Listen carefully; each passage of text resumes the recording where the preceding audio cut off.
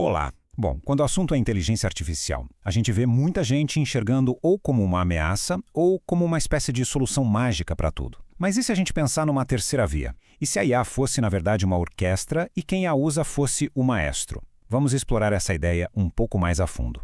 A questão de verdade não é o humano contra a máquina. Não mesmo. É sobre a filosofia de uso.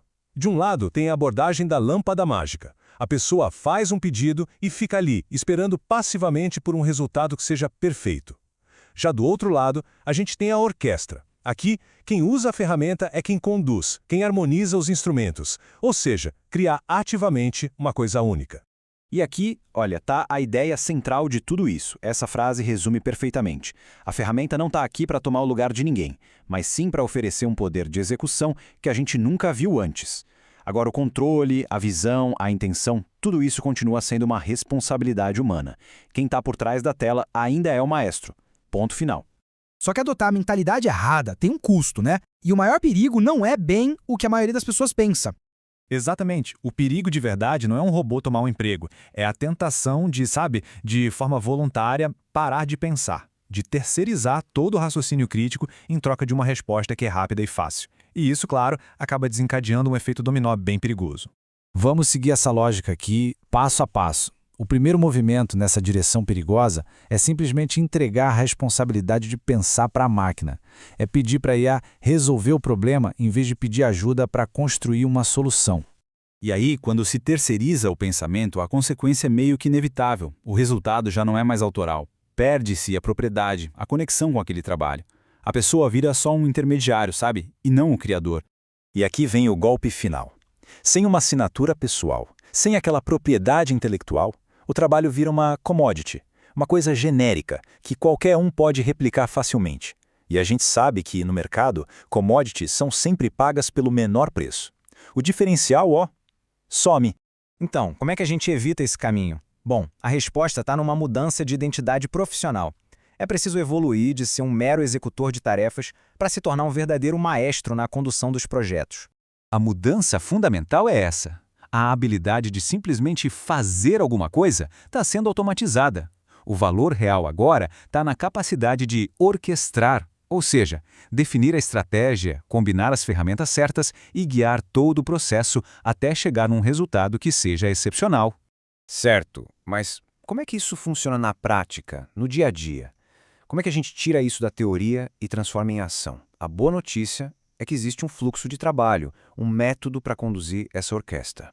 Esse fluxo se divide em 3 passos que são fundamentais. Primeiro, a visão estratégica. Segundo, usar a IA como um copiloto e não como piloto. E terceiro, a etapa do refino crítico. Vamos dar uma olhada em cada um deles. O ponto de partida é sempre humano, não tem jeito. A IA não tem o contexto do negócio, não sabe o perfil do cliente, não entende as nuances do projeto. Essa direção, esse norte, é uma responsabilidade que não dá para substituir. É a pessoa que define o porquê e o quê. Ok, com a direção definida, aí sim a IA entra como copiloto. E ela é uma ferramenta fantástica para vencer aquele bloqueio da folha em branco, sabe? Para gerar variações de uma ideia, acelerar tarefas repetitivas. Ela ajuda na jornada, mas quem está no comando é o maestro. E chegamos no ponto crucial, o refino. É aqui que a experiência, a senioridade de um profissional realmente brilha. É o ajuste fino do tom de voz, a validação crítica dos dados que foram gerados, a garantia de que o resultado final não é só correto, mas que ele é excelente e está alinhado com a estratégia. Isso tudo nos leva a uma última metáfora, que amarra todas as pontas de um jeito brilhante. A IA não é uma criadora por si só. Ela funciona mais como um amplificador. É uma ótima analogia, né? Pensa bem, um amplificador não cria música do nada. Ele pega o som que já existe e torna ele mais alto. Ele pega o sinal de entrada e projeta com muito mais força. A IA faz a mesmíssima coisa com as ideias que ela recebe. A lógica é bem simples, na verdade. Se o que alimenta o amplificador é mediocridade, são comandos vagos, o resultado vai ser mediocridade em escala industrial. Agora, se a entrada for estratégia, pensamento crítico, intenção, aí a IA devolve produtividade de elite.